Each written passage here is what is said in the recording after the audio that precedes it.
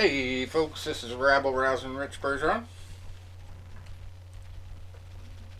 Ladies and gentlemen, the Tornado, Tony Pennigan. And Psychic Tom Hagen. His crystal ball ready to go. Alright, so got a lot of stuff to cover. We actually don't have as much to preview this week. We got probably more in boxing than MMA. We got one big Bellator fight. Bellator 293. I'm not sure I'm going to do any big bets on that one. But we'll talk about the betting for UFC on ESPN 43, which I struck out again on.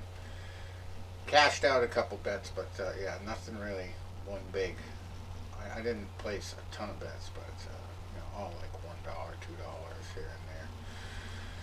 But I depended a little bit too much on the knockout finishes from the people that ended up getting decisions. But let's start with boxing. We're going to go over the results here. I watched more boxing this weekend than MMA for the first weekend in like forever. Because it just happened to be the UFC fight card was finished before most of the boxing started. And that was the first time in a long time that was true. But my first fight I got correct in a big parlay that would have won $71 if not for me pairing it with Scotty Scheffler in the big Dell match play, and he choked after starting out. They give this cash out option, which I could probably write a book now on. To cash out or not to cash out, the biggest gambling question ever. Because they offered me like $29 to cash out the bet. One of my bets was Scotty Scheffler involved. It wasn't this bet with the boxing paired with it, but well, it was this bet because the boxing happened Saturday night. The final round of the golf was Sunday. So in the final round, they actually have to play two matches one-on-one. And I'd never seen this format of golf, never even heard of it. And if you ever watch golf, usually it just goes by the stroke scores. If you're so many under par, you win the match. Well, this time they had it by hole, and it was one-on-one pairings. And so it gets to the final day, and there's four matches to begin the day. Or two matches, four different guys. So Scotty Scheffler was going against, it was Sam Burns, and started out in the hole. So my cash out option just started sinking because I got, I think three of the four legs in the boxing. So Scotty's just tanking in the beginning. I'm like, oh shit, should I cash out? No, he's known for coming back, so I'll hang in there, right? So he ends up coming back, and he's up like a hole through almost the whole rest of the match, and then he chokes in the end. And by the time I was able to cash out, it went from $29 to like $4.20. So I finally cashed out and said, whatever, I'll take it. It was more than I put in for the bet. But yeah, that pissed me off. And then it came down to like Sammy Burns and Brad Keselowski was my top bet paired together, and that lost. I think Keselowski wrecked in the NASCAR race. So I had a horrible weekend. I didn't really win anything, and I put a lot of golf bets down. I figured I would have won one. No, wasn't meant to be. But it was the weirdest thing because even the match play was different than they score regular golf, because it was, like I said, by hole, and not only that, but they didn't even make the players make the final putts. Like if they were close enough, the players just picked them up and went to the next hole. They just called it good. They said, yeah, you're going to make that. They accepted it, and that was the weirdest thing of all. Because yeah, it's just a knock-in, but like some of them were like a foot away.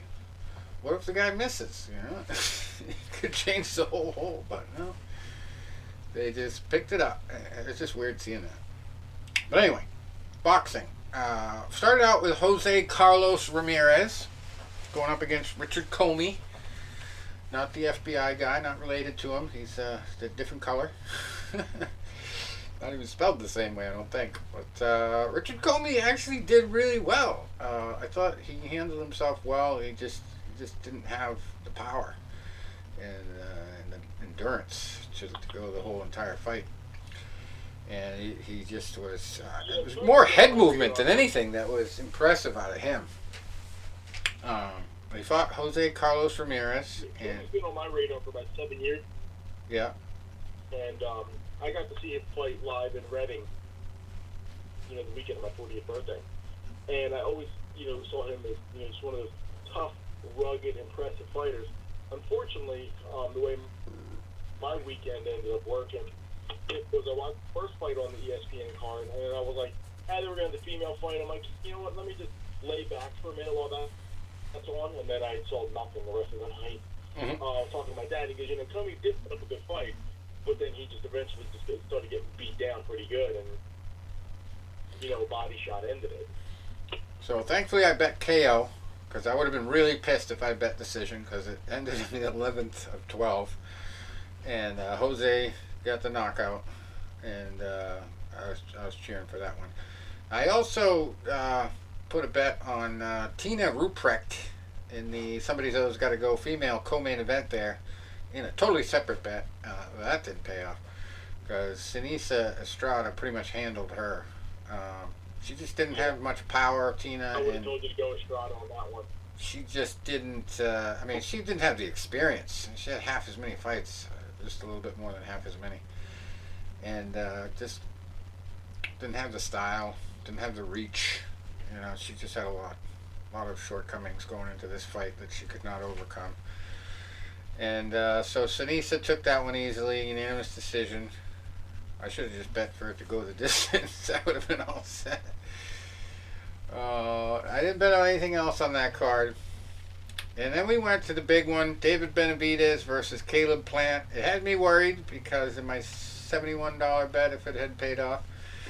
I had David Benavidez by decision, because I did not see Caleb Plant going down.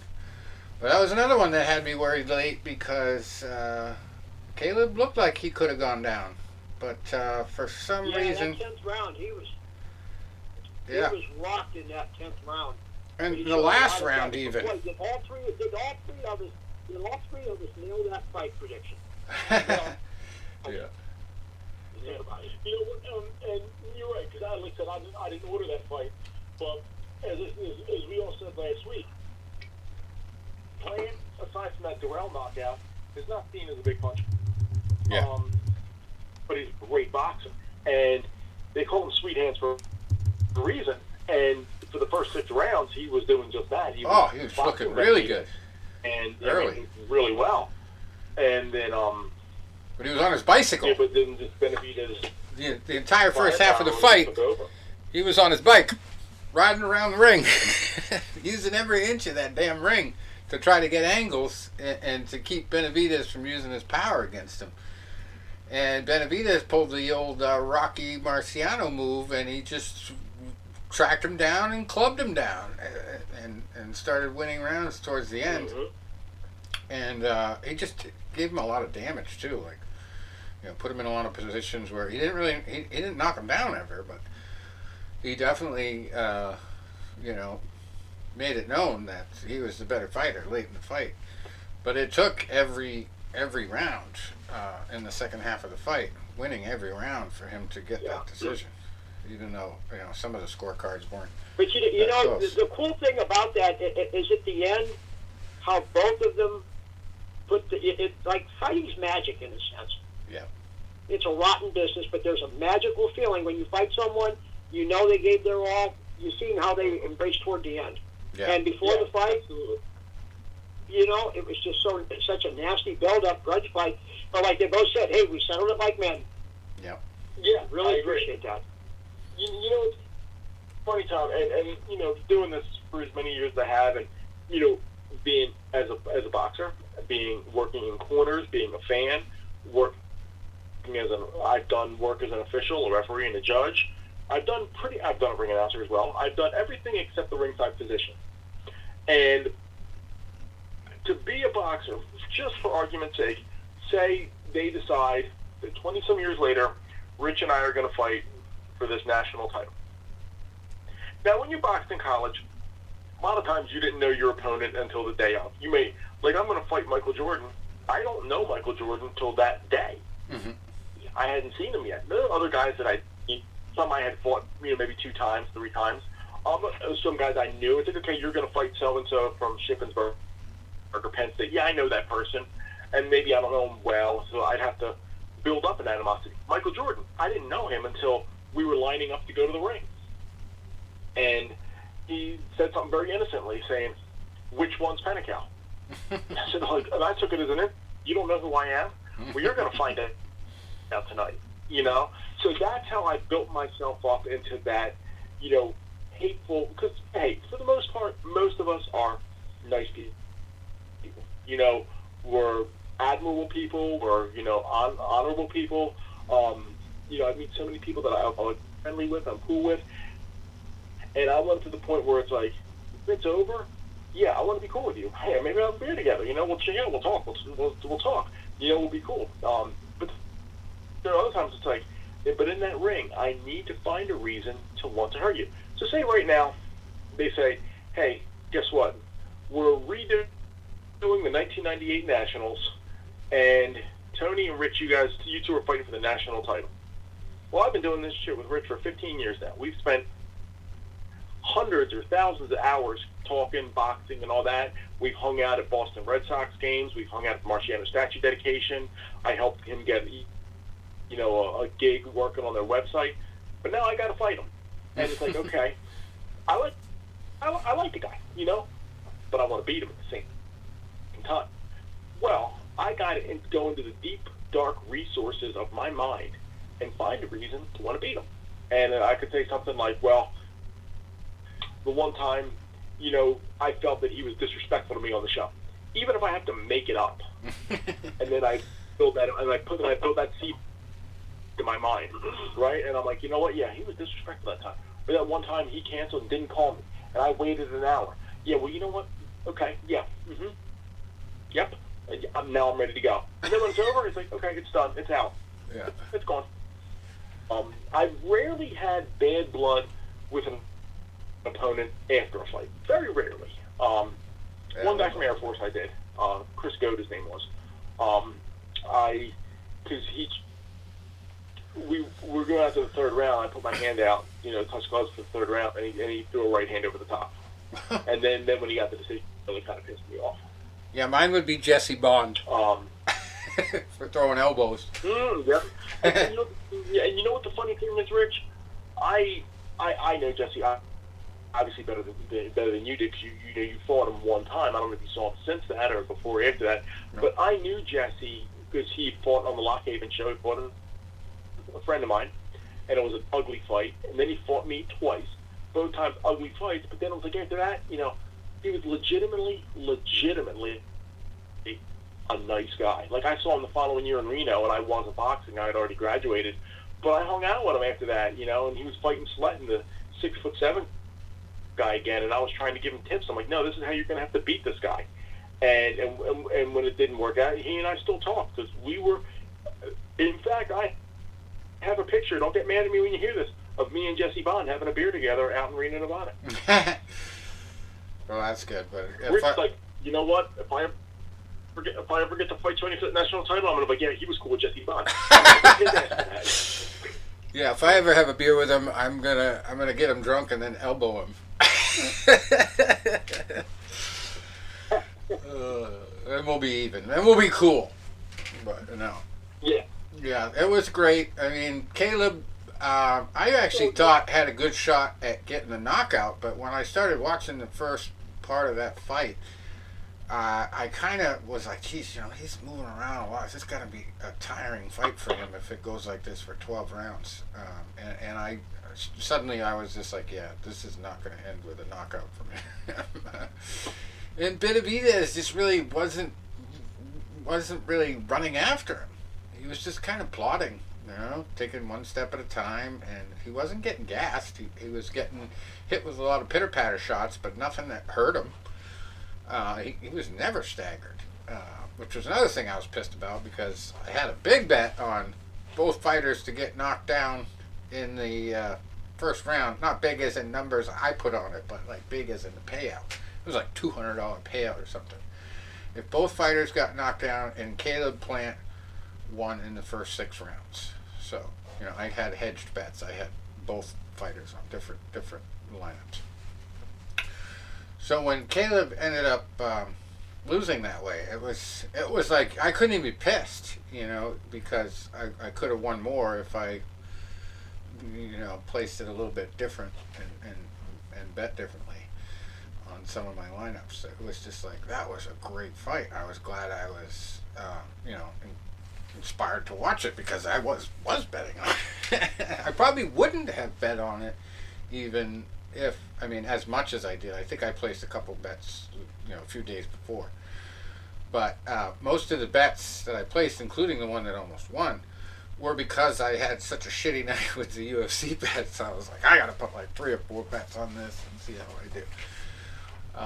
But yeah, the Jesus Alejandro Ramos versus Joseph Spencer fight was my 3rd leg of that little parlay that almost was. The engine that almost could. And Jesus Alejandro Ramos came in at 19-0. He waited a little while. It took him to the 7th round, but he knocked out Joseph Spencer. So that was somebody's always got to go fight that Spencer was on the wrong side of. And he was a little bit of a gamer for a while. Spencer was a pretty highly touted prospect. Yeah, he looked all right. He just, you know, Alejandro Ramos just had a longer reach and way more power. And it was like every time he took a big hit, he went down. And he just couldn't survive that long against him. Yeah, Joey was just, it was like he was just, to me, it just seemed like he was a day late and a dollar short. Yep. You know? And his couldn't deal power with that just, style. it just didn't seem to have an effect on Ramos. What an animal. Man, Ramos was just devastating. So I don't know if Joey just was a, you know, a step up too quick. You know, who knows? And Time will tell. And the moral of the story is the one point he was never bet against Jesus. Unless it's Jesus Abel Ibarra, a couple years ago, because he I was lost watching it with my dad. earlier in the night in a 6-rounder, and he was 15-0 going into that one against Demir Zamora. But go ahead, Tony. Well, the one I was saying, the one fight Joey had a couple years ago, I was watching with my dad, and first thing he did was he came out and he threw like a lead left hook, a real fast, quick lead left hook, and I forget if he ended up stopping the guy or if it was maybe one of the first times he went the distance. But my dad was watching it, and he goes, "You know, there's a lot of the same things that I am," and I'm like, "Yeah," and you know, it was like you could see there was definitely some holes in the game that it's like, you know, if he steps up in class, you know, this could exploit him, and you know, I guess that's what happened here. Yeah. It was a good night of fights, though. I enjoyed it, and made me want to watch more boxing. I should actually practice more, because I haven't even hit the bag in months. Not even once. And I got a kid that works with me every now and then. He's a real troublemaker. And, like, he's getting in all kinds of trouble at school and everything. And he did something on Snapchat the other night that had the fucking FBI at his house today. And it's Beautiful. It's like the son of my coworker's girlfriend. And he's 14 years old. You know, he likes to fight. He actually showed me a video of one fight that got him suspended from school. And he just turned around in the blink of an eye and just beat this kid down to the ground outside of the bus stop there, and like right at the end of school. And he always wants to come hit the bag when he comes to the house. So I mean, I got to get in there and start teaching him something, and maybe make him go a different path in life, because it's not going anywhere when you got the FBI coming to your house at 14 years old. To give you an idea on that, basically what I would suggest would be have him come over to work the bag and work him almost to the point where he throws up, you know? Yeah. And because there's a couple paths you can go. Yeah. And I say this all the time. when I was young, well, I was around that age, 14, 15, 16, it wasn't that I was a bad kid, but I was, I wanted something to make me noticeable, Like I said, I played football, but I was a backup, and I'd play sparingly here and there. And I was okay. I definitely didn't stand out. I had teammates that were, all Catholic and all conference and getting scholarships, and these guys were like the captains of the team, and I wasn't. And then, I'd go to school, and I'd be in class, and I'd get okay grades, mostly B's, and, but there was just right in the middle of the pack, nothing great, no chance of being in any honors clubs or anything like that. I tried to go after the student council, didn't make it. And I'm like, man, what can I do to do something, stand out? You know what? I bet if I could get in a fight, people say, man, Tony's a badass. Yeah, he was actually talking to me about that because he was saying how popular he had become at school because of that one fight. And I said, yeah, I actually had a fight at the end of school just like that, but it was inside the building. And I was actually in detention at the time it started. Here's what I want you to tell them. And I got all kinds of people talking I want you to tell them the story. I want you to tell them this story. And you can tell them about me. You can mention me by name. Show them my picture. I'm fine with that. Yeah. And you can tell. And I'm going to say exactly what I'm saying now. I used to, run around with some friends, and we would just try to get in fights, because... And I would always think, man, and I used to think I knew how to box. When I was like 14, 15, I was going to be a boxer, I was going to be this and that. And I would just go home and I'd hit the heavy bag. I'd hit the bag, and, people would see me like, man, Tony can really punch. I had no idea what I was doing, but it looked good to an untrained eye. If I look at myself then with my eyes now, I'd want to smack myself because I looked that bad, sloppy, ugly, making mistakes, didn't know what I was doing, clumsy, but I thought I was good, So, and I was like, man, people see me hitting this bag, and then they see me getting a fight. They say, man, Tony's tough. Tony's a badass. Tony's this, Tony's that. And that's going to make Tony get some recognition, and people are going to notice Tony. And now, years later, I think about how stupid it was because, you get in a fight with somebody, you beat somebody up on the street, they come back with a gun, they call the cops. They hit with a bat, they get about 5 or 6 people to jump you. Maybe they attack somebody in your family as a retaliation because they're afraid of you, but they'll prey on a weaker family member or a weaker friend. Maybe they'll, poison your pet. So things you think of now, right? Yeah. So I get to college, and I'm going to start boxing in college. And I was talking to him one day, and I remember Dr. Cox looking at me, and he was listening, and he had a smirk on his face. And we were trained a little bit. First day of sparring, he puts me with an All-American named Dirk. He said, Dirk, beat him up a little bit. And Dirk did. Dirk kicked my ass. But I came back the next day. I was a little humble, Yeah. Then we go for our first fight, and I wasn't in shape. Well, Doc put me in there with a guy that was in shape. And you know what? When I ran out of gas, I got stopped. I lost. And I was really humble. So now, I really started training hard. I would go down, when I was home on break, Philadelphia every night. And I'd go to the gym. And I would see a bunch of my friends running out drinking, still doing what they were doing. But I didn't want to do that no more. You know what I wanted to do? I wanted to get better. So I might see my friends. They'd be like, yo, man, when we're going to hang out? I'm like, well, I'm training every night. Maybe on Saturday night we'll hang out. Well, you want to go, hey, you want to go hang on the corner again? No, can we just stay in the house, play cards? Watch some, movies, play video games. I'm like, I don't want to run out and get in trouble anymore. And someone says, you know why? Because you're getting confident in yourself. You don't have to make people notice you anymore. And I said, you know what, right? Because if I want them to notice me, they can buy a ticket and see me. They can watch me and see buy a ticket and see me.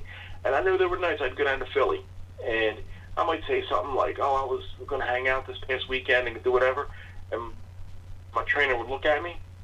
After I was done sparring, go do 6 rounds on the bag. Dude, I just sparred 4 rounds. Go do 6 more on the bag. And he would say, because I want you tired tonight. When you leave here, I want you to go home and get a shower and then go to sleep. Because I don't want you with enough energy to want to be out getting into mischief. And I tell people that now. I said, that heavy bag man saved my life.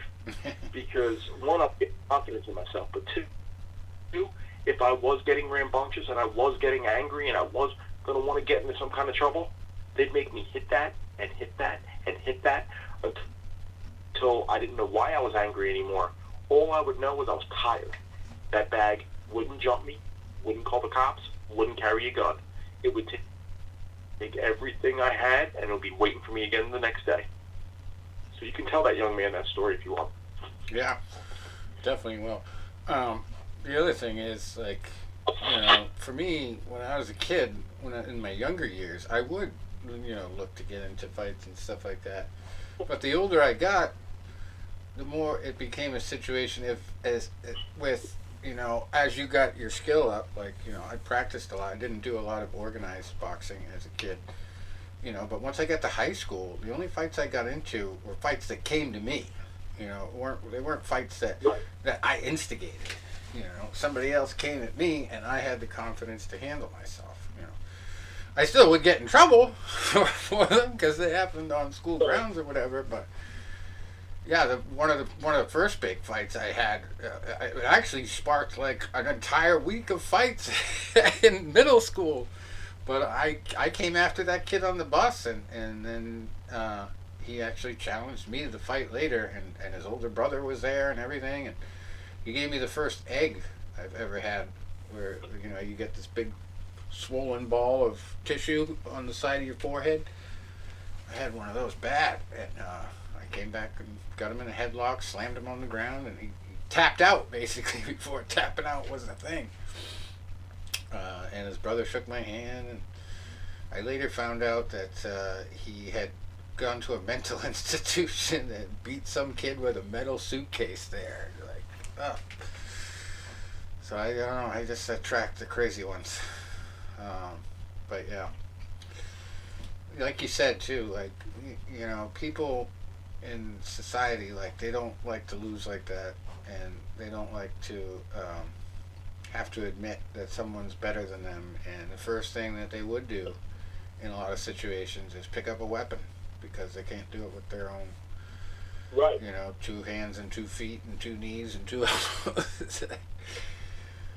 But it's just not even worth it to get into all the police trouble and the, you know, the possibility of killing someone. You know, like, I never even considered the idea of being able to kill somebody in a fight until I got in a road rage incident while I was working for a newspaper company doing circulation, and I got into a road rage incident with this guy who punched me first, and I dragged him over the back of the car and ended up on the side of the road.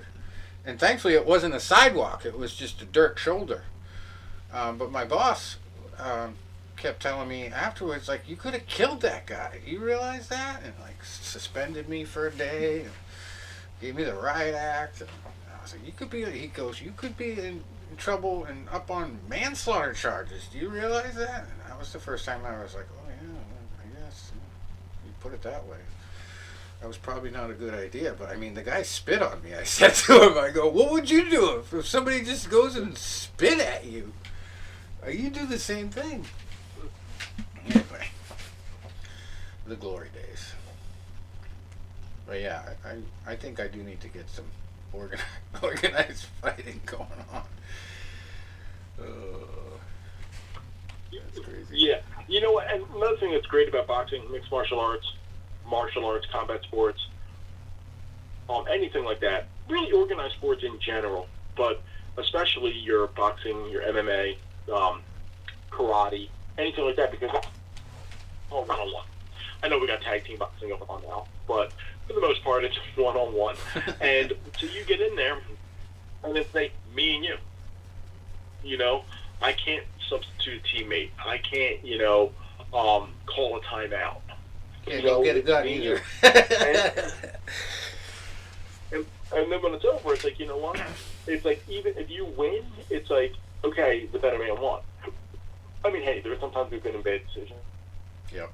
There's sometimes, you know, that things didn't go our way. But, you know, you learn to respect, you know, your opponent, you know, despite the outcome. You know, there are fights that, hey, I won that fight. I will take it to my grave, I won that fight. But that's not your fault that you got the decision. Whether you think you won or not, you might have come out there and you might have said, you know what, he really kicked my ass, and I got my hand raised, but I know in my heart I didn't win. Hey, there were some fights that I had, I'm like, wait, I was winning that fight, or I won that fight? I'm like, oh, I didn't think I was doing that good, but then you look at it later, you're like, okay, maybe I was doing better than I thought. Or sometimes you're like, I didn't do so good, I might have got gifted one there. Mm-hmm. But, you know, you learn to respect the person that has the courage and the guts to stand in there with you, you know, toe-to-toe. And it makes you a better sportsman. It makes you a better human. It makes you more respectful.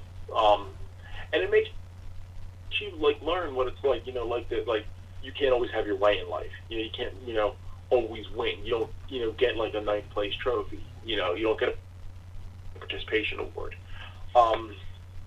You know, talking about street fights, I'm still friends with a guy. I saw him last year at a Phillies game. I see him sporadically from time to time. We were in grade school together, and we were in junior high.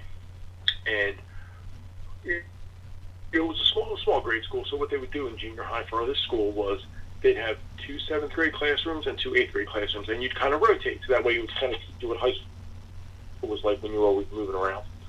And I got in an argument with a few guys in the grade below me, and it just happened to be they were making fun of me walking down the street, and my friend was there, and he heard them, and he told me.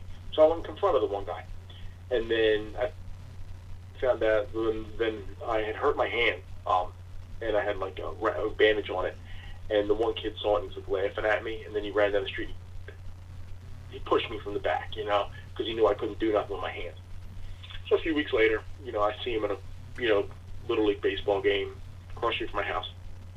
He waited for me after the game, went up to him, and I punched him in the stomach. And he cries and whatever. And then it was like, I didn't feel like I got enough validation. I really did. I hit him. He went down. He cried. I won, right? But I'm like, no. Now I want to get him back again. Why? There was no need for it. So the following year, you know, it was a much, much, much larger kid in that grade, much larger. And he walks up to me one day. Just basically, he was going to prove to everybody that I was a pussy. And he's like, watch this. I'm going to go call him out, because that was the code word. I call you out, and I'm going to say, well, I don't want to fight you. Oh, but you'll fight so-and-so, but you won't fight me. That's what his thought process was. He walks up to me. I'll call you out. I said, okay. He's like, tomorrow? Sure. He's like, how about this park? I said, nah, make it this one. It's closer to both of our houses. And we both showed up. We like looked at each other. We're like, okay. And my friends still talk about this fight because it was going so long. They were giving us breaks and giving us water drinks. And then we'd go out and fight some more. It was like a boxing match. It was broken up into rounds. Yeah. And I remember, now this was home before I started boxing. I was 13. And I ducked under his one punch, and I hit him with a left hand right in the mouth. And I split his lip right open. So I go in there, and when I was doing that, he just did an instinctive like push off. Well, I tripped. I tripped over my own clumsy feet, and I went down and hit my head. So I'm kind of groggy on the ground. And I remember him getting down on top. He hit me with about 6 or 7 straight shots right in the face. And it's like, what do I do right now? It's like I'm getting hit in the face. I got a 200-pound person on top of me. Well, this adrenaline kicks in, and I push him off. And I hit him when we're on the ground. Boom, we're on our knees. Boom, I hit him. And then they said, okay, time for another water break. Great. I get up, and I'm just gushing blood. And everybody's like, yeah, it's got to be over. I said, why? I'm good. I'm good. And he's bleeding at the mouth. I'm bleeding at the nose. My eyes are swelling up. And I'm like, no, I'm good. And everybody's like, no, man, I think you both got it all out. And we looked at each other, and we're like, yeah, that's cool. And we shook hands. And the next day I go to school, and I got 2 black eyes, you know. And his mom was a lunch mom. And she's going, oh, my God, I'm so sorry. But I'm like, why? Why? We got in a fight. It happened. There was no calling counselors. There was no whatever. We got in a fight. It happened. We became such good friends after that because I earned his respect. He thought I was bullying a classmate, and I would, you know, back down from him. He found out that maybe his classmate had started with me, and I was retaliating against what I found was like, him verbally bullying me, so I physically bullied him back. And so he kind of, maybe there was an underlying issue between me and this other kid, and that I wasn't a pussy because I was willing to stand up to him even though he was much larger than me, and I was willing to fight him even after we were both beat up pretty good. And I still see him from time to time. He's still in my old neighborhood, and we are, like I said, really good friends. Like I did a fundraiser for him a couple years ago. He's like, would you mind showing up in a tire? Yeah. How much you want for it? I said, bro, for you? Nothing. Mm-hmm. Nothing, man. We're friends, Nice.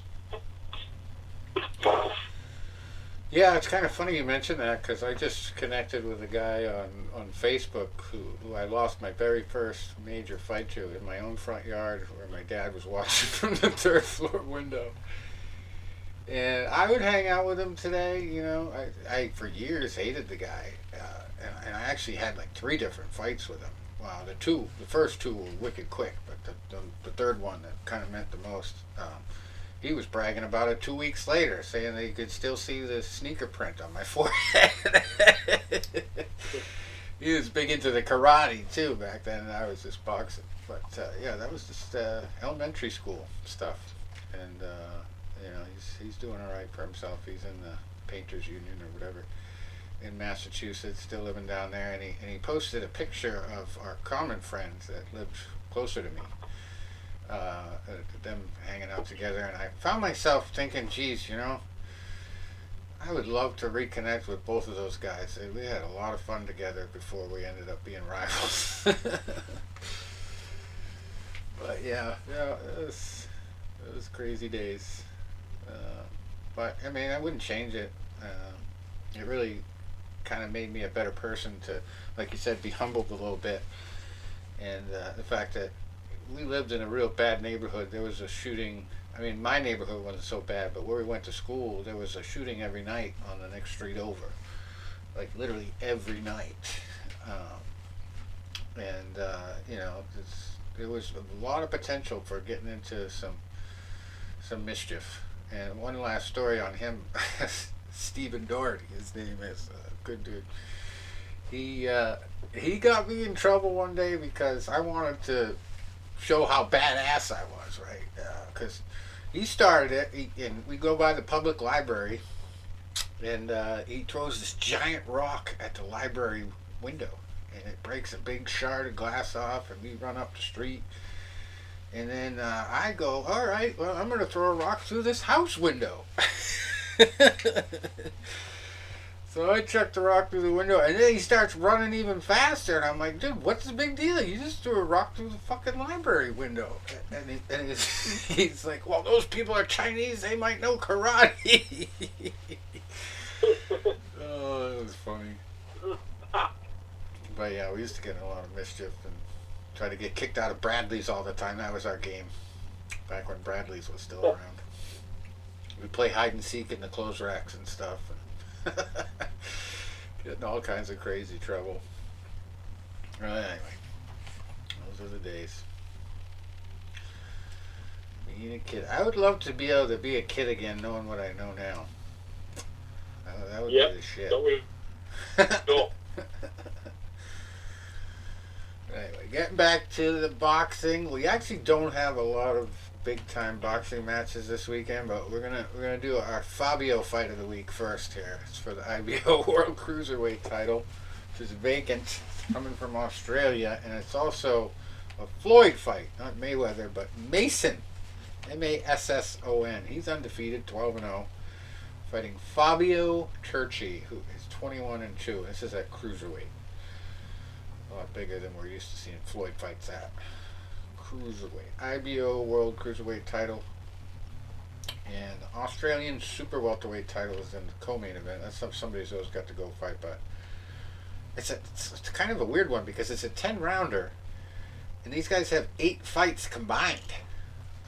Both of them all wins, but Victor Nagbe is coming in at 5-0, and Dan Hill at 3-0 at Super Welterweight. They're fighting 10 rounds. I don't think I've seen that much at all in boxing, even in Australia. That's kind of weird. Maybe it's just because it's for a title. Yeah, no matter how obscure it is, they want to make sure it's a longer fight. It's kind of weird. Then we go to somebody's 20-1 has got to go because both fighters are 20-1 at light heavyweight, and it's for the EBU European Union light heavyweight title. And we got Tom Dzemski and Daniel Blenda dos Santos. And quite the discrepancy in rankings on these guys. One guy's ranked 110, that's dos Santos, and the other guy is ranked 73, and they both have identical records. I guess it goes by the quality of opposition. And guess what the other big fight of the week is? Can you guess? I'll give you a hint, it's a heavyweight matchup. Oh, no. Heavyweight, huh? Number 3 in I the have my world. thing in front of me. Anthony Joshua. Joshua, isn't it? Joshua, yeah. Anthony Joshua. Joshua back in action. He said if he loses this fight, he's going to retire. Well, I don't doubt it. He's always kind of been one of those guys that, you know, when he's challenged and pushed, the part of him that really never was, you know, a born boxer is exposed. Like, I think it's just like he had such athletic ability, and he was kind of pushed into boxing, and he's like one of those guys that, you know, if he never was in a fight to begin with, he never would have pursued it, you know. But, I mean, he's obviously shown a lot of talent before losing 3 out of his last 6. And he was beating a lot of people, but, you know, as soon as he got to the big leagues and started getting real challenges, it just did not go well for him. And this time he's fighting a little bit better, a little bit more of an obscure talent, Jermaine Franklin. We don't hear a lot about him. He's ranked number 34 at the heavyweight division, and he's lost 1 of his last 6. His 21-1 is his record. Anthony 24-3. He's still probably going to be a little bit gun shy going into this one. He's going to probably take a little time to warm up, but he should handle him. If he doesn't, yeah, he probably should retire. But yeah, it's kind of funny because it reminds me of Teddy Atlas. I saw an interview that he did on the Joe Rogan show. I never even realized he was on the Joe Rogan show. He did like a real long interview, and he actually got into the Tyson stuff. And when I interviewed him and asked him about Tyson, he was like, I don't want to talk about it. Everybody knows that story. But this time he opened up. Oh, maybe I don't know if he smokes weed, but I bet you Joe Rogan offered it to him, or maybe he got a contact high, because he was in a talkative mood, and he broached that subject. And he actually made a very controversial statement. I don't even know if I agree with it, but, you know, he kept saying that, you know, maybe I'm wrong, maybe I'm out of line, you know, and I think he was trying to make excuses for the fact that he was letting his emotions get to him by making these statements. But he basically said, you know, you're not a fighter unless you've been challenged. You know, you're not really a good fighter until you've been challenged, not unless, until. And he said every time Mike Tyson was challenged, he lost. And he kept talking about how Mike Tyson as a kid would run away from the bullies and hide between the walls of the abandoned houses and stuff. And he says, you know, and I always thought that every time he was challenged, he lost. So I consider him 0-5. I was like, whoa, that's pretty bold. But the one thing he said that really raised my eyebrows and kind of inspired me after that, he says, like, you know, you're nobody until you've been challenged. Like, a lawyer is not a lawyer if he gets everything gone his way, and, you know, nothing ever goes wrong in a case. But, you know, you really become a lawyer when the judge throws everything out and you just keep coming back and you end up winning. You know, that's when you become a real lawyer to me. Like, and it's the same with fighting. And so it was like one of those situations where I'm hearing him and I'm like, I don't know if I agree with that, but, you know, I was like, Yeah, I mean, people are going to talk about you more. You're going to be more legendary if you always rise to the challenge. You know, I give him that, but you know, to say that means Mike Tyson's 0-5, I think is stretching. Anthony Joshua is just one of those type of guys like that. You know, in most serious challenges, he just hasn't been able to rise to meet that challenge. You know, has nothing to do with his athletic ability. I think it is more mental for him.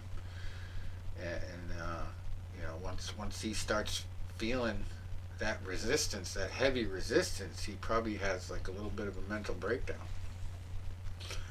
But I would love to see him win and go out on top if he does decide to retire. You know, I think he's still probably making really good money. So for that reason alone, I would stick with it. You know, you're getting the big paydays. Why not? I don't even have to leave home. He's fighting in the O2 Arena this time, Saturday. So it's a good deal if you can get it. I'd fight him for the money he's making. I don't know if I'm at heavyweight right now, though. I'm closer to cruiserweight. Anyway, so that's the biggest fight of the weekend. But we also have a couple ESPN Plus fights on Saturday night from the Hard Rock Hotel and Casino in Tulsa, not out in Vegas. Number 11 featherweight in the world against number 4. Robeisy Ramirez is the 11, and his figures because his record is 11-1. That's crazy though, to have that few fights and be ranked number 11 at featherweight. It is what it is. I don't know if he had a shitload of amateur fights or what, but this one's for a title, vacant WBO World Featherweight title, and he's going up against a guy that has put in some great fights on ESPN I've seen over the years. He's just very aggressive, very fast-moving, very in-your-face fighter. Isaac Dogbo. He's 24-2, has lost 2 of his last 6. I believe it looks like 2 in a row. But like I said, he always comes to fight. Always entertaining. And that should be a good main event there. And then we've got some guys with a little bit more fights under their belts combined. Joet Gonzalez, 25-3 against Enrique Vivas, who's 22-2 at featherweight. That's no title on the line, but it is a 10-rounder. And it's number 10 at featherweight against number 93. That's quite the discrepancy there. That's it until really next week. Next Friday is next Friday, April 7th, is a Showbox card here on Showtime. And we'll talk more about that next week, I guess, but that one's for the IBF USBA Super Lightweight title, the main event there. Brian Flores, 23-0-1 against Shenard Bunch, 21-1. 20 wins, 1 loss, 1 draw. And we'll get to that then. We even got an angel fight of the week next week on Friday. Another one that is not really highlighted as a big fight on BoxRec, but I know is happening this weekend. It's no April Fool's joke. Roy Jones Jr. fighting Anthony Pettis. Roy has a little bit more boxing experience than Pettis. Jesus, cat! Fucking cat just jumped right up on my fucking laptop. You dipshit! What are you doing?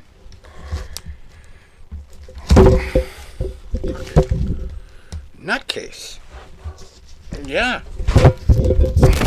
Rearrange my whole setup here. Got me all fucked up.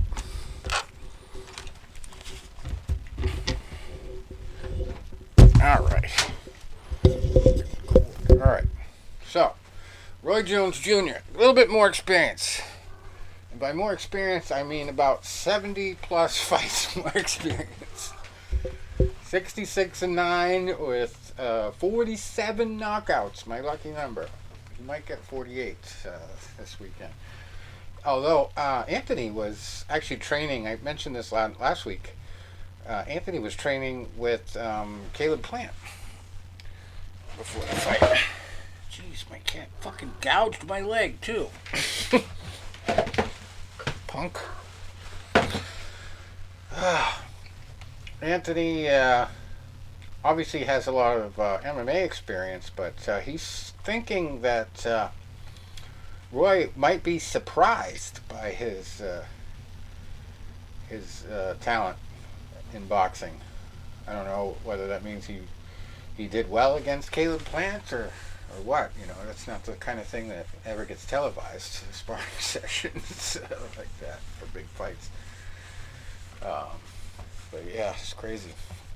This is it's an interesting one because obviously, you know, what Anthony doesn't have in experience, he has in youth compared to Jones. Because Jones, 54 years old, and this is no exhibition either. This is an official fight listed on BoxRec. It's going to be in Milwaukee, which I believe is where Anthony's from. It's going to be on GameBred Boxing card, which is another MMA fighter, Jorge Masvidal. That's his company. And I think he's promoting it. Obviously, he can't box on it because of the UFC crazy rules, but I think there might be at least one other MMA fighter on the card. But it's been since 2018 since Roy Jones has actually had a real non-exhibition fight. Of course, he had the exhibition with Tyson, which really seemed like they were pulling their punches a little bit, both of them. And to me, it seemed like they had a clause where they couldn't go for the knockout, like it was written into a contract or something, because it's just something that was just off about that whole thing.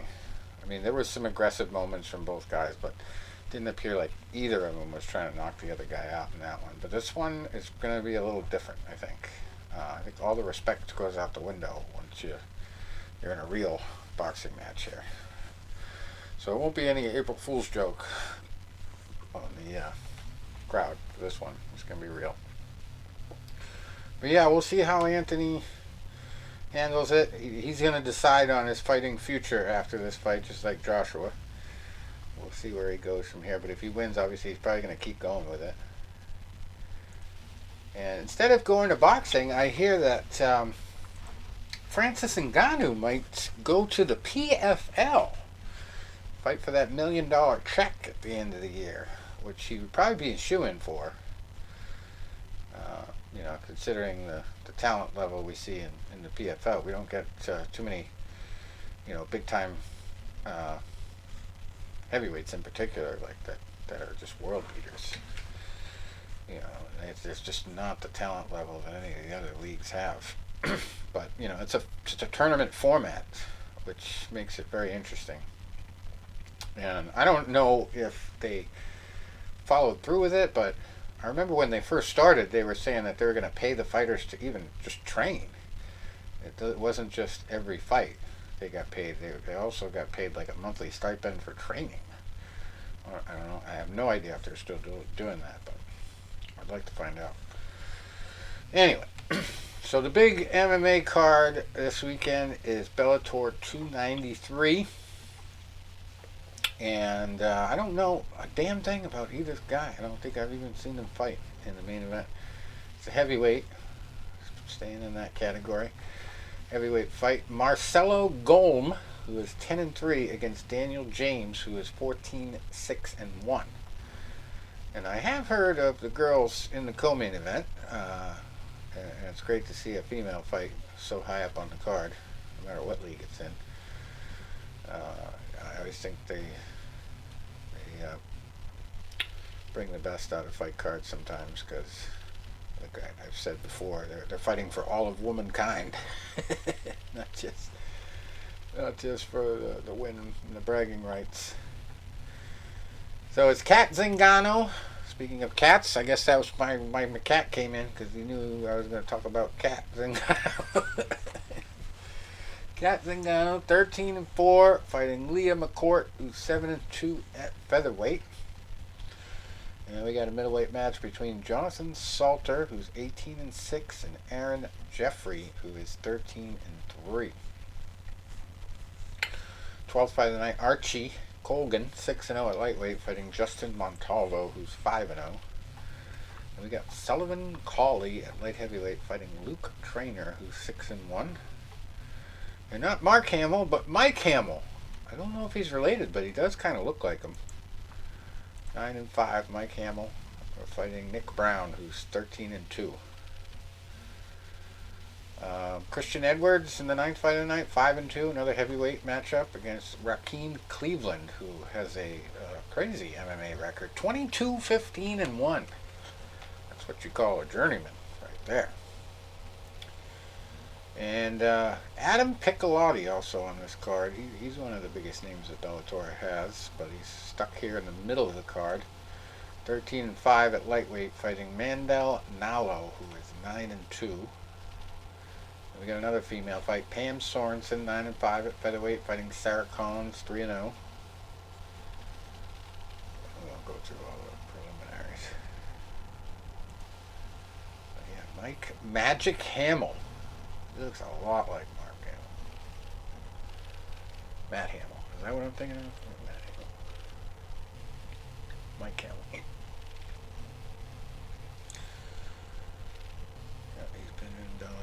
For 4 fights now. He's gone 2-2.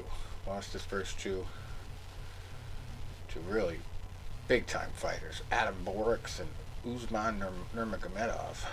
No cheap dates, as Tom likes to say, right there. But then he came back with wins over Bryce Logan and Achilles Mota. I gotta look that up later and see if he's related. And the big one over the weekend, once again, I proved that I should seek professional help when it comes to betting on UFC fights. There's a group. I don't know if our former guest there, Mr. Kraus, is involved, but there is a group that claims an unbelievable record, and they're actually very affordable. And they'll give you like a package that they'll give you the bets for like 6 fight cards or something for a few $100, I think. I'm not really betting that much to make that worth it at this point. But yeah, I could have done better here if I had just considered decisions instead of knockout. And the co-main event and the main event were really the killers of all my lineups. I got a lot right. I got the first couple matchups right. Got the methods of wins right. And it came to the last 2 fights. And Holly Holm, I did not realize that was not for a belt until the fight started, and they showed 3 rounds. I swore she still had a belt for some reason. I don't know. I guess I haven't seen her in so long.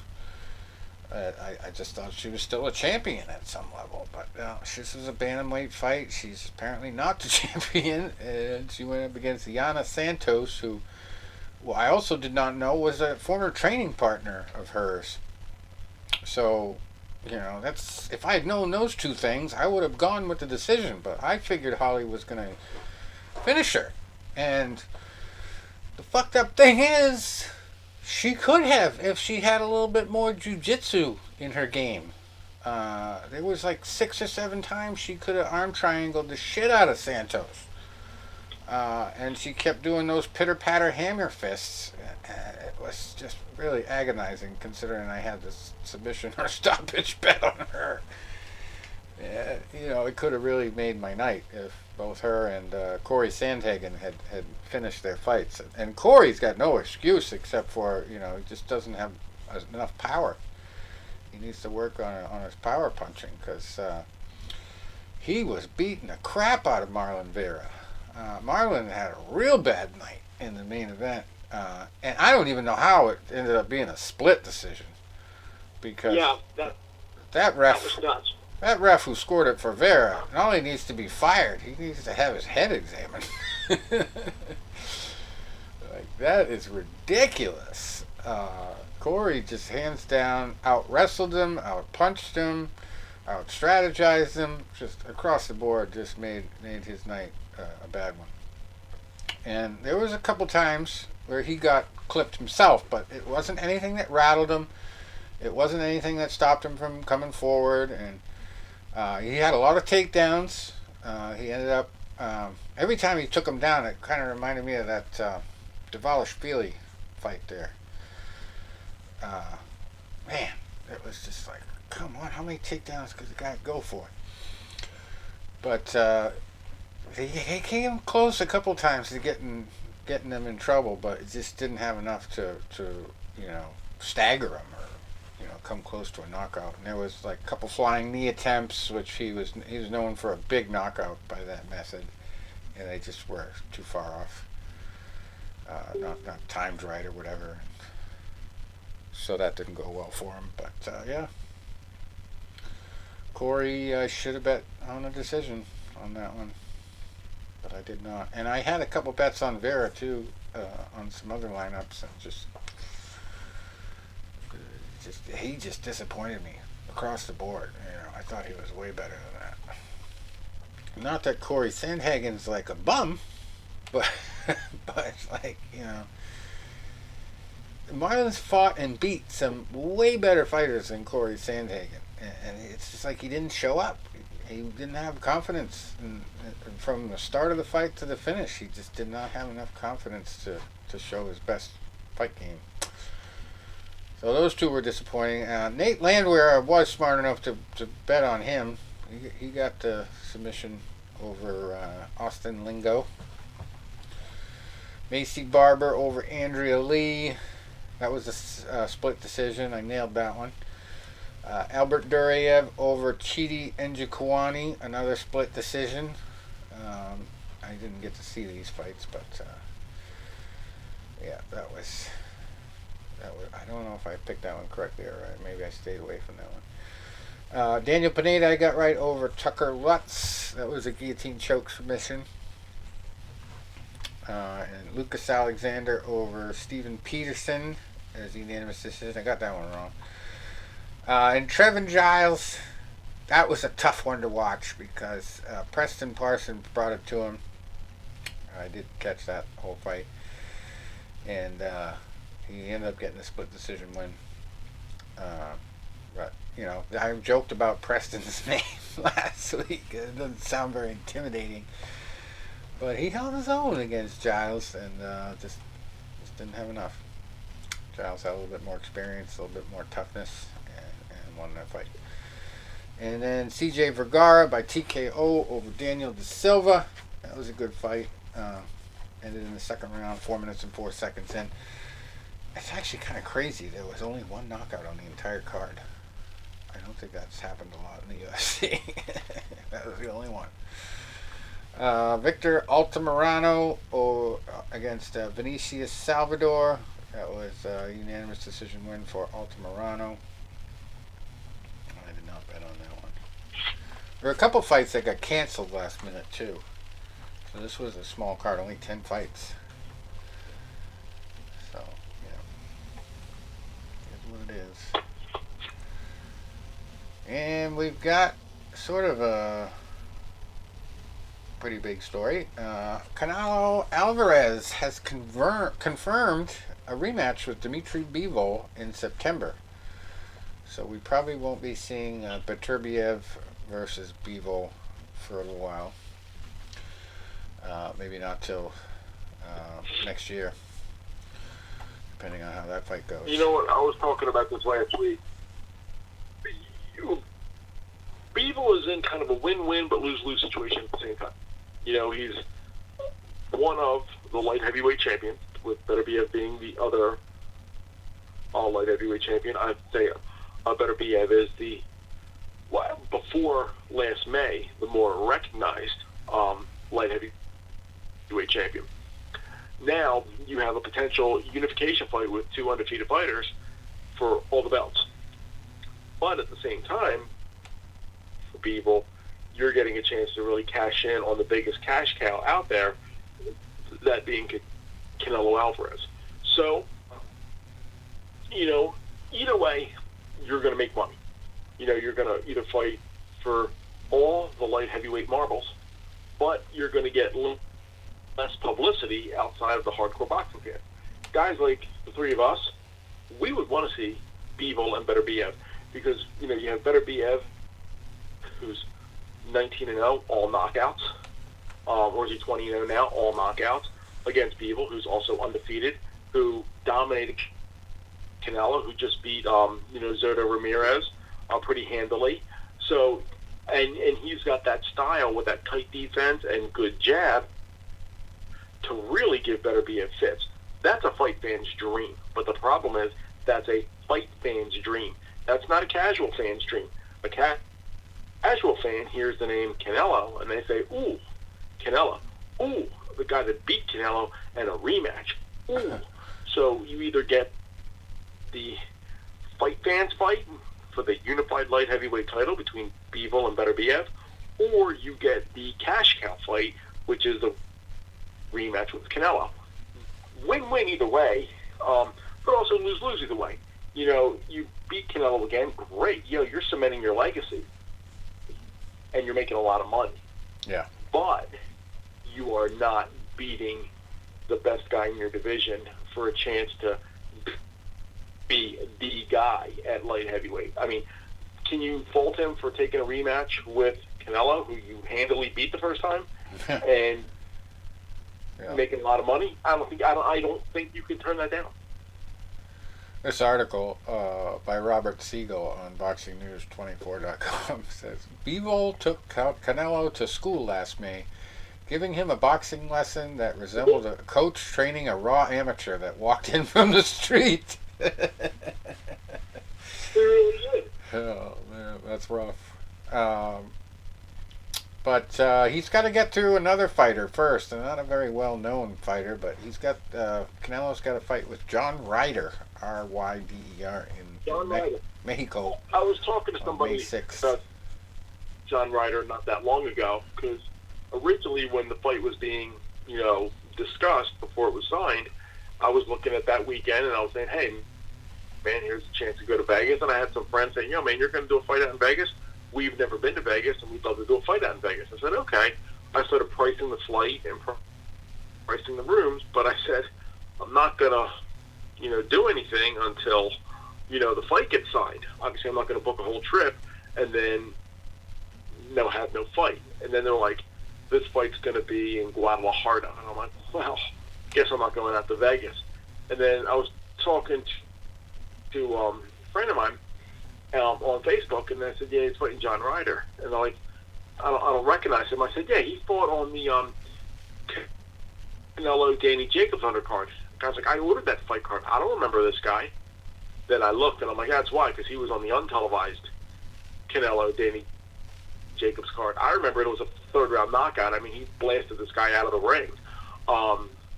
But most fans didn't see it unless you were there. Right. Ryder's Also, tough, the punch. But I don't think he comes close to touching Canelo in this fight. Yeah. Dimitri Bivol also is in the works for another summer fight. Says here that Jamie Munguia is looking good for June 10th, according to Eddie Hearn. That'd be an interesting fight. I think Bivol outboxes him. Munguia is good. Munguia is a good puncher, but I think Bivol will win pretty much every round. And another one that a lot of people want to see Canelo fight is David Benavidez. And Canelo actually says he's open to that fight if Bivol doesn't happen. But Eddie Hearn actually said David Benavidez is an easier fight for him than Dimitri Bivol, which I guess could be true, considering it's one of his only it could two be losses very true. that he suffered. So, but he had a funny response to the reporter asking him about Oscar, criticizing him for regressing as a fighter because he's going up against all these British dudes rather than the big boys. That's a quote from Oscar. That would help build his legacy, like Benavidez, Bivol, and Beterbiev. So this is a great response. He said, you got to imagine him speaking in a little broken English. He said, it not make sense to respond to that, right? Oscar last year, he acted a little crazy. So it's better not to answer. No comment. That's good. That's classic. Anyway, yeah. That'll be a good one. Alright, so I guess that's all we got for tonight. I covered everything. I'll work hard to get us a guest for next week. It's been a few years since we had John Scully on. We gotta find out what he's doing. Talked about him with our last interview subject, who's been doing a little bit of promoting, and he actually asked me. You might want to save Scully for a few weeks. Yeah. Because I don't know how sober I'm going to be next week when I get back. I definitely want to be, somewhat coherent when I talk to him. Yeah, I don't know if you guys saw it. I mean, you would have probably seen it, Tony. 'Cause I don't even. Tom, are you even on Facebook? Are you on the book? No. No. Okay. So John Scully. No, I don't think I'd last too long in there. I got a big mouth. You'd probably be banned. You have your account restricted too quick. Yeah. So it's kind of reverse psychology. Ban them before they ban me. Yeah. There you go. Good idea. That's great. I have a friend who posts nothing controversial, right? And he's a musician. Like he doesn't play, but he goes around with a lot of bands, and he does like the sound technician stuff. So he's always on tour, and he's got a couple weird hobbies, like he paints tanks and stuff like that, and miniatures, and I don't know. But he's never posted anything like against the grain, really. He's from, I think, the Seattle area there. But he tends to lean Democratic when he does post anything political. But it's not like, criticizing, it's not abusive, but he's always getting his account shut down for no reason. It's like, crazy. And he gets locked out of it all the time. It's like, what is going on? What is this algorithm doing to this dude? It just makes no sense. But anyway, What I've noticed, it's like certain code things. You're right. It's an algorithm that'll get you flagged for I got a 3-day block a couple years ago at Facebook jail because of old videos of me singing karaoke. It wasn't like I was singing anything pornographic or bad language. The one was me singing Elvis Blue Christmas. The other one was singing you know why that is? Baby Got Back. Because Elvis is the number one grossing dead person in the world. Do you know that? Yeah. So it's probably a copyright. I got a 3-day ban for copyright deal. Yeah, for the karaoke. But I know other times I've gotten in trouble. Now, one was a couple years ago, a friend of mine that I'd watched him since he's grown up. He's 27 now. He was doing something. I said, "I'll take you in a pool. I'll drown you in 30 seconds." They're like, "You threaten violence." Dude, I've known this kid since he was a little kid. I bust his balls all the time. So you try to fight it, and they're like, "Nope, we don't even review this." Last year I got in trouble. My friends and I were all wrestling fans. And my one friend was diving in his pool, and he strained his calf. So our one female friend said something, and I said, "Ange," I said, "you ought to put him in the AJ Styles calf crusher," which is the wrestler AJ Styles' signature submission move, the calf crusher. They said I was threatening violence against. So the guy said, and I tried to respond like, I want to appeal this. But they don't let you write anything. They say, "Do you want to appeal?" "Yes." "Okay, we'll take it on the review." "Nope, we still consider you threatening violence." And I want to say, "Hey, asshole, he's my friend. She's my friend. He's a wrestling fan. I'm a wrestling fan. She's a wrestling fan. We're busting his balls because he's a clumsy shit and saying that she should put him in a wrestling hold on his injured calf." Now, the thing that they don't flag is I'm a Toby Keith fan. I like Toby Keith, and I follow his page. So if you go on like Toby Keith's page, it's got the blue verified check mark, and they'll post something like, "Hey, happy weekend. What are you doing? We'll get into this weekend." And people probably comment like, "Hey, Toby, I'm going to listen to your song, whatever." And then you'll see a person come on there like from Nigeria saying, "Hey, click this link and you can talk to Toby Keith." Well, that's a scam. No, you can't. Or they're like, "Oh, oh, I'm Toby Keith's official manager or whatever. You won a prize. No, you didn't. And you report them, they're like, no, there's nothing wrong with this. Yeah, there is. They're pretending to be somebody so they can. Somebody will say, oh, I am Toby Keith, and I'd like to talk to you. Thank you for being a fan. No, you're not. Toby Keith's not based out of Nigeria. Toby Keith does not have, 500 Nigerian friends.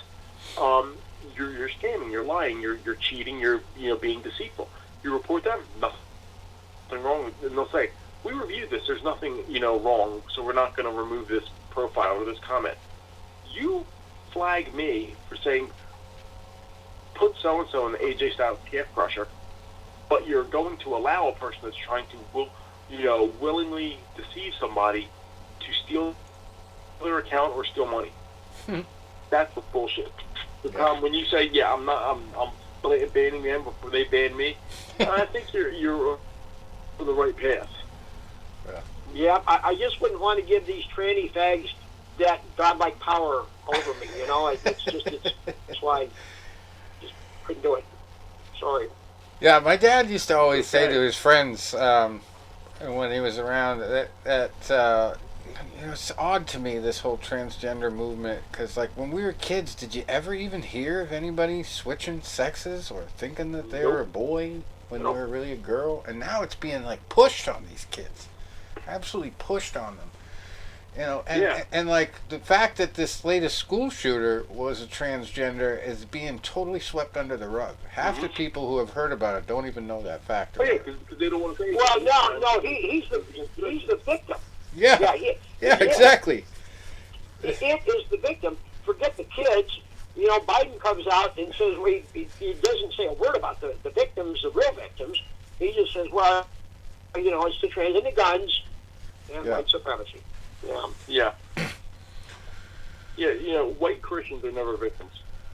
No. Oh, we're a few weeks ago, a person is trying to first of all, you ever go back and you regret, trying to help somebody at a job? We have I work in client relations, so I don't work strictly with what we call members. These are the people that have our insurance. I work with the clients and the vendors and the brokers. So I don't deal with the people directly. So I have this one broker, and I know this brokerage is pretty incompetent. And this girl is the worst of the worst. She emails me, hey, this person it's open enrollment. They want to elect the insurance come January, but they want to know what's covered. Oh, okay. What plan are they looking at? I can't just tell you what's covered until you give me a plan. So they give me 2 plans. I look them up, and they're like, okay, transgender, this is what's covered, this is what's covered. Here is the medical policy specifying how everything is covered. This person comes back with all these red lines and this and that, all these follow-up questions. And I should say, you know what? Never mind. Just, no, you can't have it. Well, I can't say that now. Well, and I was like, well, this says my prescriptions won't be covered. That's ridiculous. You're right, your prescriptions won't be covered under medical because they're covered under pharmacy. So then it sweeps away. I don't hear nothing about it for about 2 months. No harm, no foul, right? I get this message. This person wants to get their doctor credentialed through your company. Well, here's the problem. Our company's in Philadelphia. Their doctor's in Miami. We don't credential Miami, or we don't, contract Miami doctors because they have to contract their local Blue Cross Blue Shield. If they won't do that, then they got to process like this other. Well, you need to send me a list of doctors that do the service.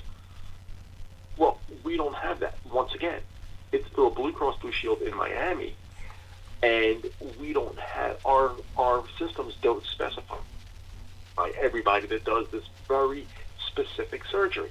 And they're flipping out. So then I get a call from customer service. Have you been helping this person in this case? I said, well, no, not really. I've been helping the broker. The broker's incompetent. They said, well, the person called up customer service, and because they weren't getting the answer they, demanded, they want to come up and shoot up the building. Oh, Jesus. And now they're reviewing this, and they're doing this. And I'm sitting there thinking, now, first of all, my sarcastic mind comes in and says, we work from home, idiot.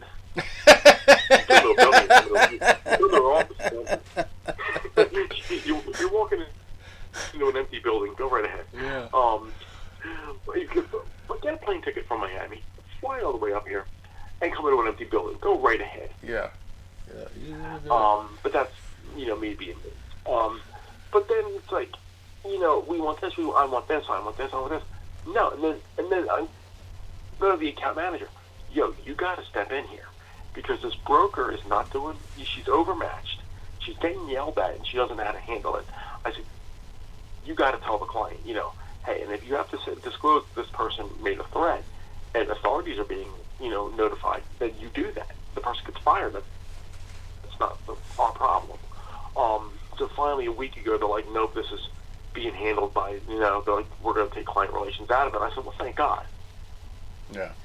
Because you've gone way above and way beyond my scope of service.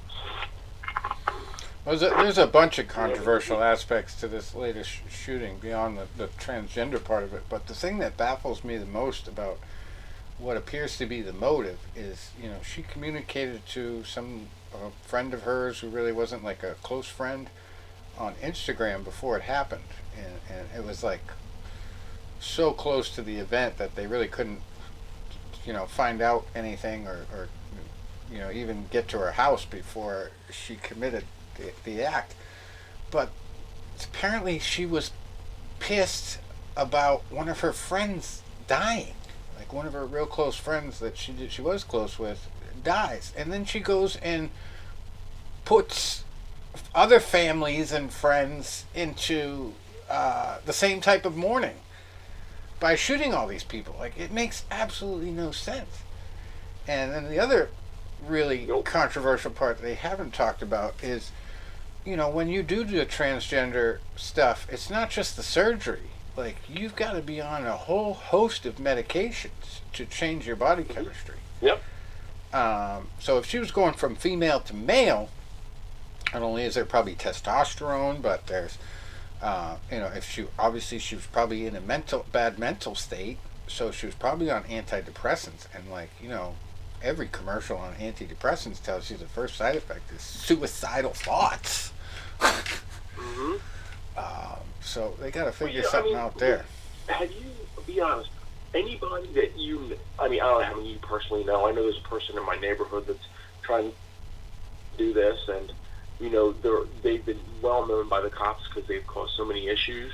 They, were at the park when my dad was there one time, and they came flying in with the car. Somebody said something. They grabbed a baseball bat and threatened to hit somebody's dog with it. Have you met anybody that's trying to go through this that is considered, even keeled and sane? No. You definitely have mental issues. It's a fact of the matter. You can say, well, you have to treat this person with respect.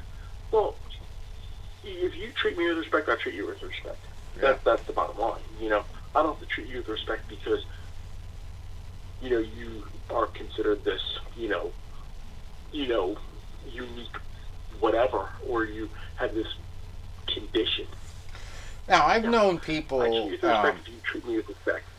I've actually got a family member who is a gay female, and she came across like as a tomboy when she was younger, but I never knew her to be like unstable. I'm talking about people that want to, mutilate themselves. Yeah, I get that.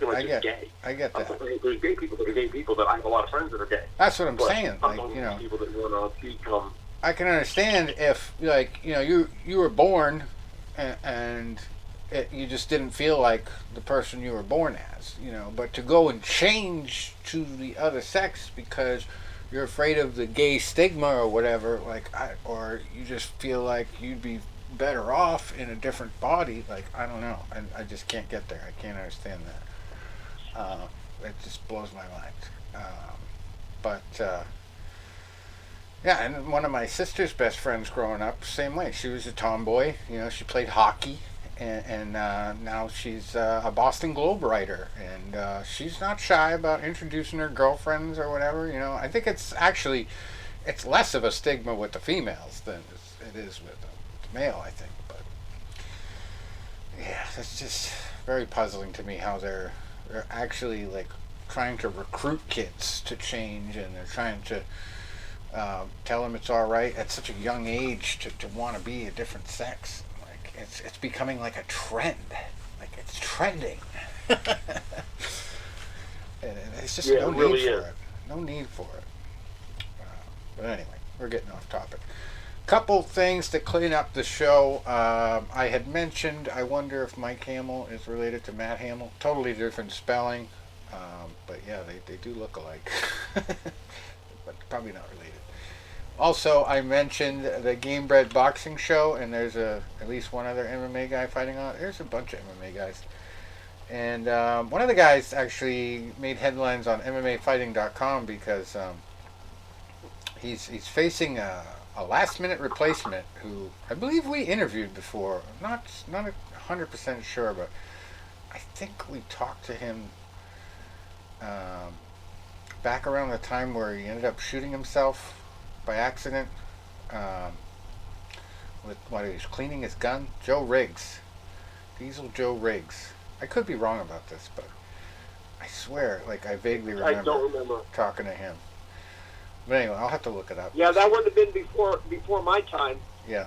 Yeah, check it out. That would have been before my time. But if we haven't interviewed him, I will probably track him down because I would love to talk to him. But he was the late replacement for a guy named Marcus Perez. He fought 7 times under the UFC banner between 2017 and 2021. And faced guys that are still in there like Eric Anders and Dricus Duplessis. And he said actually GameBred Boxing, which is run by a UFC fighter, is paying him more than the UFC, which is pretty impressive for, kind of a mid-level UFC fighter. Not like a guy that's made millions and millions, like Conor McGregor, putting this promotion together and being able to pay those guys that well. But I think because of his UFC experience, he's probably realized the value of paying people what they're worth. Not because he's been paid what he's worth, but just because there's so many people that speak out when they're not paid what they're worth in the UFC and put into restrictive contracts and all that. I think he's learned a lot from that. Even though I've seen him, Jorge, get pissed off when people degrade Dana White and talk shit about him. He stands up for him every time. But maybe that's because he needs a better payday. Who knows? He's just playing nice. But he's had personal experience with him, and he's obviously learned the value of keeping your fighters happy. Maybe not from Dana White in particular, but along the way as a fighter. But Perez also was willing to step in himself in one of the supporting fights on this card, which would be Vitor Belfort versus Ronaldo Souza. He said, I told Masvidal to make me the backup for the Jacare and Belfort match. If either one of them pulls out, please, I want in. I want to be the standby for them. And whoever wins, Jacare or Belfort, that would be a great match for the May card, too. And then the other big one is Jose Aldo versus Jeremy Stevens. A couple guys who, I know Aldo is retired from MMA, but I believe he's already had his first boxing match and won. But I could be wrong about that. Jeremy Stevens, I don't believe, has any boxing experience. So that should be interesting. But he's had kind of a rough go in the UFC the last few years. So it makes sense that he would want to switch over. And Vitor and Ronaldo are a little bit up in age there to be getting involved in learning a new sport, but I know Vitor has boxed before on the Triller cards. Ronaldo, this is kind of a weird choice for him because he was known for his armbar submissions. Called him the arm collector at one point. So I don't think you can do that in boxing. Oh, Tony, you know the rules better than I do. You can't do that, right? You can't just fucking armbar a guy in the middle of the fight. So yeah, that'll be interesting. We'll have to see how that goes. But yeah, I'm liking the idea of doing more of that. And that just brings me back to the idea of getting Damon Feldman back on the show for the bare knuckle boxing. I bet you I could convince him by sending him the link to our Sean Wheelock interviews. It's the guy that works for him. So, anyway. All right. Till next week. It's been fun. We will chat then, and hopefully I will be talking about all my weekend winnings. Maybe we'll have a repeat of last week. Okay, guys. I'll let you know how I am next week because I'm getting a implant on Wednesday and I got a game on Thursday. So let's see. Hopefully my mouth isn't too swollen. Okay. And hopefully I'm somewhat sober. You're getting an implant? What is that? Getting an implant on Wednesday. When I was 17, I was stupider then than I am now, which is saying something. My one tooth didn't grow straight down. It grew over. And my mom would let me smile in pictures. And when I'd play football and I'd make a mouthpiece, I would actually dent it. Oof. So I'm going to go to college. I'm going to box. And they told me, they said, listen, if you try to box like that with you denting a mouthpiece, they said your tooth will go through your lip. That didn't sound like a lot of fun. I don't think I'd enjoy that. So they said we have two options. We can put you in, we can give you braces. I said no. Or we can pull that tooth. I said yes.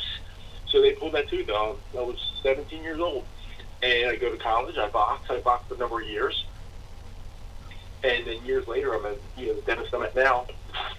Technology is so much better. They're doing like a certain type of X-ray, and the dentist goes, you're missing your one, like, eye tooth or whatever it's called, your canine. And I said, well, I had this extra tooth when I was a teenager. They extracted it, and that was that's an essential tooth. And now, especially from the years of boxing, your jawline is all messed up, because your teeth there's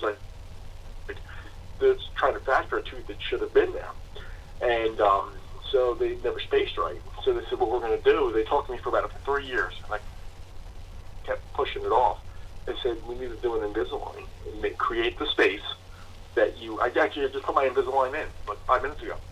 We're going to create the space. For the last 14 months, I've been creating that space.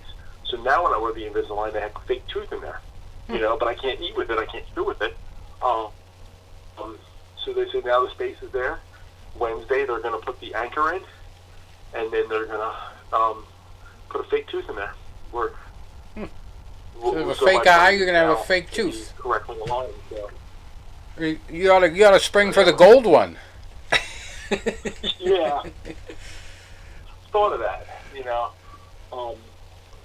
that would really jazz up your costume. Yeah, well, the oral surgeon that's putting the implant in, he's only in the office like 1 day a month. So, like, they were going to do it in May, and I was like, well, it was going to be like the week I was going to go to Vegas, and I was like, oh, whatever. They're like, oh, well, we got him open in April. I said, when? They said, he's only in 1 day a month. I want to get this done. I'm tired of wearing these things in my mouth. They said, April 5th. I said, I got the game on April 6th. They said, no, it's just going to be a quick implant. It's going to take an hour. It's going to feel like a pizza burn, maybe a little discomfort, a little swelling. I'm like, well, I better not be going to this game and looking like I just went 10 rounds with Mike Tyson with my mouth all swollen and bloody and shit. Yeah. I'm like, I got an image to uphold from people. But they said, no, I should be fine. Well, I'm just glad after all our transgender talk that it's not a breast implant. Yeah, right, yeah. I think you guys kind of know me by now.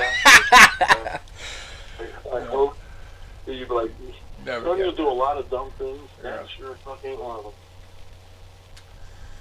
Yeah, well, I knew when it was singular, it was probably not that. You wouldn't just get one. Yeah. So hopefully next Thursday, I'll have no problems talking, and I'll be sober getting back in the game. Because the game should end probably like 6:30, and then it'll take me like an hour and a half to get home. So. All right. Well, hopefully the Phillies I should be home in time. Do a little better for you over the next few days. Yeah, I hope so. I will message you guys next week if I'm running late or if I won't be available. Alrighty. All right, well, have a good weekend, guys. All All right. right, guys. Great Good chatting. fights. Catch you later.